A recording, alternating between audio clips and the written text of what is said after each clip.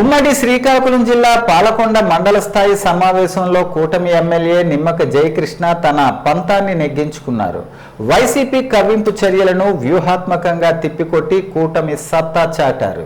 పాలకొండ మండల స్థాయి సమావేశంలో ఎమ్మెల్సీ విక్రాంత్ బాబుకు ఆహ్వానం అందకపోయినా హాజరు కావడంతో సమావేశ మందిరం వద్ద కాసేపు ఘర్షణ వాతావరణం నెలకొంది. జీవో 44 ప్రకారం తనను అనుమతించాలని పాలవలస విక్రాంత్ పట్టుపట్టారు. అందుకు ఎంపీడీఓ నిరాకరించడంతో పరిస్థితి ఒక్కసారిగా అదుపు తప్పి వైసీపీ కూటమి ఎంపీటీసీల మధ్య కాసేపు ఘర్షణ నెలకొంది. అయితే అదే సమయంలో సమావేశానికి హాజరైన నిమ్మక జయకృష్ణ వైసీపీ కవ్వింపు చర్యలను తిప్పికొట్టారు. ఎంపీడీఓ ద్వారా ఎమ్మెల్సీ విక్రాంత్కు నోటీస్ ఇప్పించడంతో తన ఎత్తుగడ పారలేదని గ్రహించిన ఎమ్మెల్సీ విక్రాంత్ సమావేశం నుంచి నిష్క్రమించారు. దీనితో మండల స్థాయి సమావేశం ప్రశాంతంగా మొదలైంది.